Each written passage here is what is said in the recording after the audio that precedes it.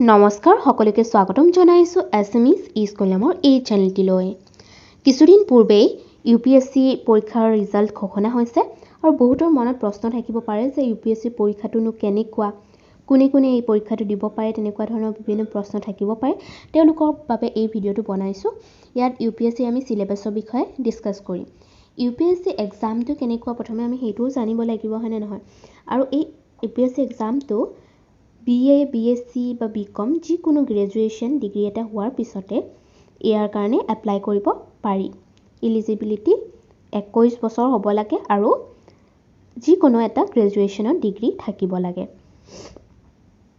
আৰু এক্সামটোৰ যদি কথাটো কওঁ তেনেহ'লে তিনিটা ষ্টেজ থাকে, বা মেইনলি দুটা ষ্টেজ বুলিও ক'ব পাৰোঁ। প্ৰথমটো হৈছে প্ৰিলিমিনাৰী বা প্ৰিলিমছ বুলি যাক কোৱা হয়, আৰু ছেকেণ্ড ষ্টেজটো হৈছে মেইনছ এক্সাম। যদি মেইনছ এক্সামত পাছ কৰে তেতিয়া তেওঁলোকক পাৰ্চনেলিটি টেষ্টৰ কাৰণে মাতা হয়, আৰু এইটো মেইনছ এক্সামৰ ভিতৰতে ধৰা হয়। সেইকাৰণে আমি তিনিটা ষ্টেপ বুলিও ক'ব পাৰোঁ বা দুটা ষ্টেপ বুলিও ক'ব পাৰোঁ। প্ৰিলিমিনাৰী এক্সামত কি হয়, MCQ বা অবজেক্টিভ টাইপৰ কুৱেশ্যন পেপাৰ থাকে দুখন, আৰু সেই দুখনৰ এখন পেপাৰ কোৱালিফাইং ইন নেচাৰ হয়। সেইখনত জাষ্ট পাছ কৰিব লাগে, আৰু এখন পেপাৰৰ মাৰ্কছটো চাই পেলাই মানে এইটো ডিচাইড হয় যে কোনে পাছ কৰিছে বা কোনে সিলেকশ্যন পাইছে।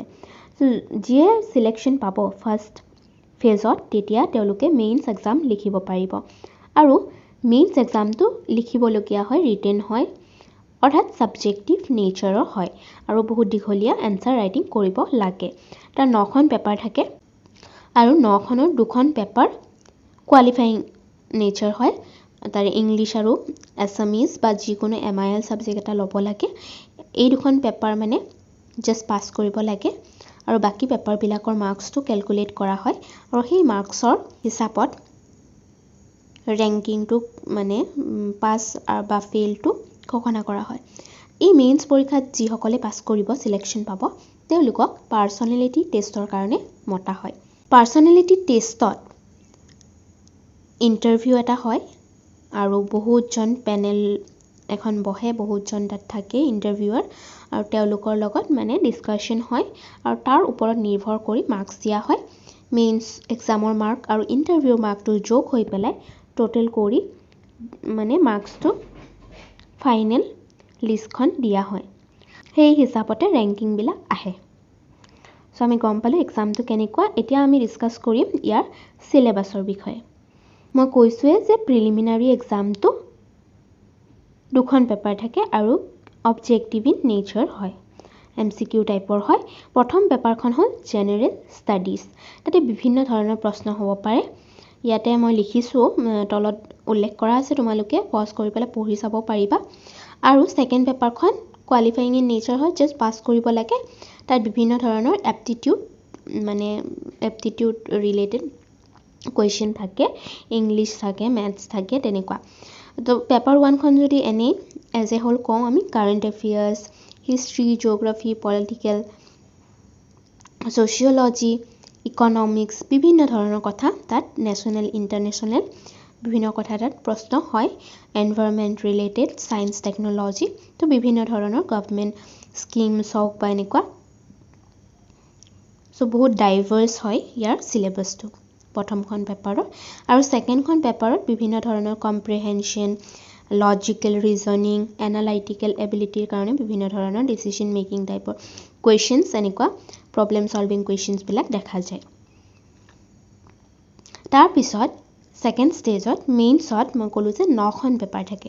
9খন পেপাৰৰ এটা ইণ্ডিয়ান লেংগুৱেজ থাকিব, সেইখন কোৱালিফাইং ইন নেচাৰ। তোমালোকে অসমীয়া ল'ব বিচাৰিলে অসমীয়াটোও এভেইলেবল আছে। তাৰপিছত এখন পেপাৰ থাকে ইংলিছৰো তেনেকুৱা কম্প্ৰিহেনশ্যন টাইপৰ বা কিবাকিবি এনেকুৱা বস্তু আহে। আৰু এইবিলাক বেছিভাগ 10-12 লেভেলৰ নিচিনাই আহে কুৱেশ্যন পেপাৰবিলাক। ডিগ্ৰী লেভেলৰ বা লিটাৰেচাৰৰ বেছি বস্তু নাহে। তো ইংলিছৰ জেনেৰেল তেনেকুৱা বস্তুবিলাকে আহে।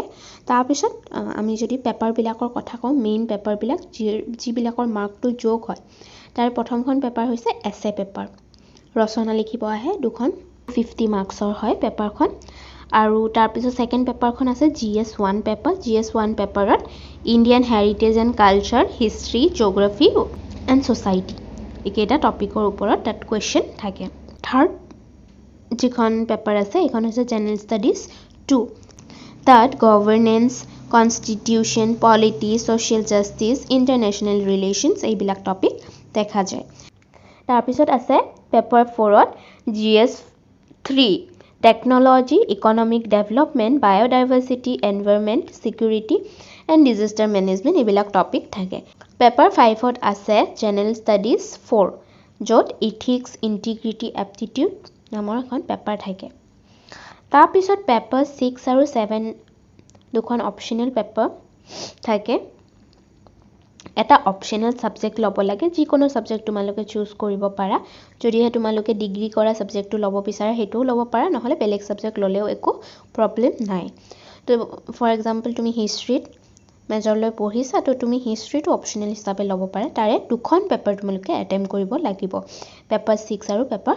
7 যদি হিষ্ট্ৰী লৈ পেলাই তুমি পলিটিক্যাল সায়েন্স অপচনেল হিচাপে ল'ব বিচাৰা তেতিয়াও একো প্ৰবলেম নাই ঠিক আছে তো এই কেইখন পেপাৰ মেইনছত আহে মানে মেইনছত লিখিব লাগে আৰু গোটেই কেইখন পেপাৰ মানে দীঘলীয়া ফৰ্মত এনসাৰ বিলাক লিখিব লাগে তো এইখিনি আছিল সিলেবাসৰ কথা আৰু এক্সাম প্যাটাৰ্নৰ কথা ইয়াৰ ইম্পৰ্টেন্ট কিতাপখিনিৰ কথাও আমি ডিসকাস কৰিছো হেতু তোমালোকে নেক্সট ভিডিওটোত পাই যাবা নেক্সট ভিডিওটোৰ লিংকটো ডেসক্ৰিপচনত দিয়া আছে আৰু ভিডিওটো শেষলৈ চাই থকাৰ বাবে ধন্যবাদ যদি হেল্পফুল লাগিল তেনেহলে সাবস্ক্ৰাইব কৰিবলৈ নাপাহৰিবা থ্যাংক ইউ